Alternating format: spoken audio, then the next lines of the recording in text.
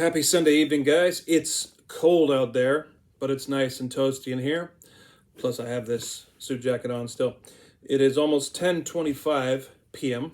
We just got finished watching a Christmas movie. Of course, it wasn't a comedy this time. It was more of a romance type. Last night we watched a comedy romance movie. It was pretty good too. Yep, I like me some Christmas movies. You know, it's actually been a long time since I watched this many. And I don't know if it's because I'm very nostalgic this year, or it could be because I really do believe that maybe next year, who knows, we might not even have Christmas. We don't know what's going to be going on in this world. It's crazy. So, you know, like I tell people, just enjoy your family now. I'm done with Christmas haters. I had 2 or 3 nasty comments left on a Christmas post I made the other day. I don't have time for that nonsense. People would just pray, the Lord would tell them, look, if you're participating in parts of the holiday that you shouldn't be, don't do it. But there's nothing wrong with getting together with your family in the name of Jesus Christ. It doesn't matter what day you get together with your family and celebrate Jesus. That would be like a child organizing a birthday party on Halloween. And then a bunch of family come and they come together, they celebrate and they give a gift and they do this or that. And then somebody hears and says, oh, you had a birthday party on Halloween? That's an evil day. How could you dare do such a thing? It's stupid. People are so dumb. I'm done with being polite and kind with these people. They're just stupid. One woman put a Dr. Evil, from Austin Powers, saying, I practice pagan things, but God knows my heart. Stupid. That person got kicked to the bat cave. They weren't even on my friends list anyway. But there's nothing wrong with getting together with your family any time of the year and celebrating Jesus Christ. Remembering that he came to this world. After all, the Bible talks about the hoopla of the angels and the wise men and the shepherds and all that Mary and Joseph went through for the birth of Jesus. It was a big deal, right? So why not remember the birth of Jesus? Who cares if you remember it in January, all the way to the summertime, or just in December? It doesn't matter. All right. No more of that. Tozer Devotional. Sometimes you just reach your stupidity limit, and then you just have enough. And that was me being very kind still, even though I'm kind of inside, I'm just kind of like, And then I got people questioning my calling from the Lord because, oh, you're leading people into paganism. Yeah, keep telling yourself that. There's a lot I could say right now, but I'm not going to. All right, August the 8th. Just know that I am a shepherd that will fight for you. I fight for the sheep of God. I defend people. I fight for them. And the sad part is so many people in the church are attacking each other. Speaking of church, before I get into this, August the 8th, it's called Marks of Love. Turn to 1 Corinthians 13. We're going to read that whole chapter. So as you're turning there, we had a wonderful service in church tonight, marching around, just praising God. And I remember this year listening to Win Worley, who's been long since passed. His grandson's on my Facebook. But Win Worley was he wasn't making fun or anything, but he was almost like scoffing at, like, people in their praise time, they march around the church, but, the walls of Jericho have already fallen long ago. Obviously, he doesn't understand the spiritual walls in people's lives, and that's fine. I don't expect somebody from the denomination that I was raised in to really understand that unless they become a part of it. But the presence of God was so strong for at least 90% of the service. And it was an awesome word, too. So, I almost didn't want to leave. Even though I was tired, it's like, man, I love what I feel, In a time of chaos, this world is getting so dark, but just to be able to gather with a few of God's people and just feel God's presence, nothing like it. I'll tell you that. The 13th verse of 1 Corinthians 13 says, and now abideth faith, hope, charity, these 3, but the greatest of these is charity, which means love, of course. Greetings to everybody watching. I don't have time. I'm halfway through this video already. I don't have time to give all the names out, but let's read the 13th chapter of 1 Corinthians, shall we?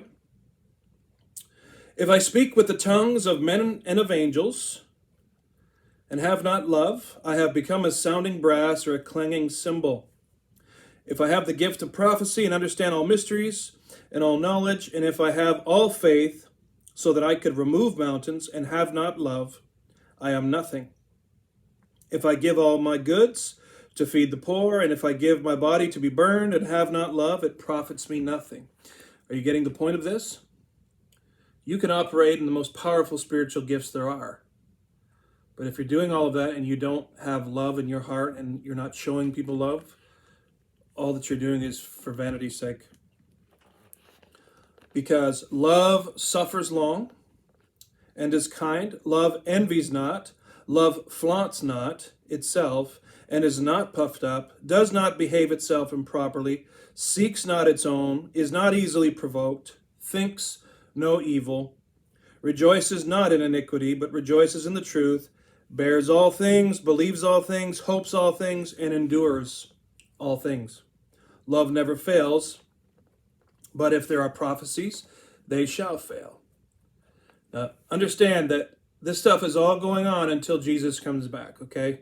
It hasn't ceased, so just know that before we go into this. They shall fail. If there are tongues, they shall cease, and if there is knowledge, it shall vanish. For we know in part, and we prophesy in part. But when that which is perfect comes, then that which is imperfect shall pass away.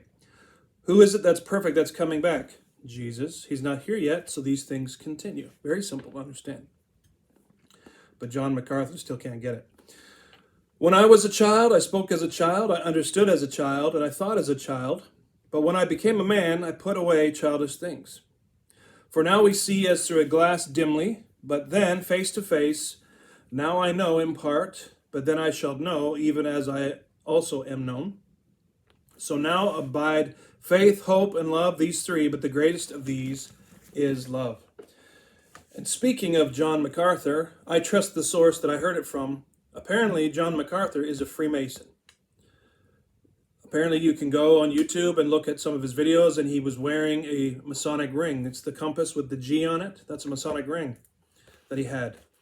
So, if MacArthur is a Freemason, nobody has any business listening to him at all, because he's part of a satanic cult. And speaking of cults, John MacArthur has a cult following of genuine believers, and that's absolutely abhorrent. Okay, marks of love. Let's get back on track with the theme of love, okay? Very, very important. I don't want to ruin this devotion by sounding all negative. Love is a very important thing.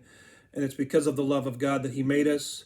He let us have this human experience, and he died for us so we could feel his love and work in his love and spread his love. Tozer says, while the all-important distinction between the human and the spiritual love of Jesus is one that must be discerned and one which can scarcely be explained, we yet venture to point out some marks which may distinguish the two. Reverence, for one thing, will always be present in the heart of the one who loves Christ in the Spirit. The Spirit gives a holy solemnity to every thought of Jesus, so that it is psychologically impossible to think of the true Christ with humor or levity. Neither can there be any unbecoming familiarity. The person of Christ precludes all such. Sounds like this one's deep tonight, huh? Then, self-abasement is always found in the heart that loves Jesus with true spiritual love. When Paul saw Jesus, he fell on his face. John fell down as dead, and every soul that ever saw and felt the terror and wonder of his glorious presence has known some such experience of self-abasement. It is most important that we know whether our relationship or our relation to Jesus is divine or human. It will pay us to find out now. A bit deep, huh? It says, love is the loveliest thing in this world and the thing that speaks most for God in your life. Everybody can understand it, and that is true. So think about how important love is in life and to the Christian walk. So think about love this Christmas season. I love it. Have a wonderful night. a great week whenever you watch this video, and I'll see you in the next Tozer Devotional.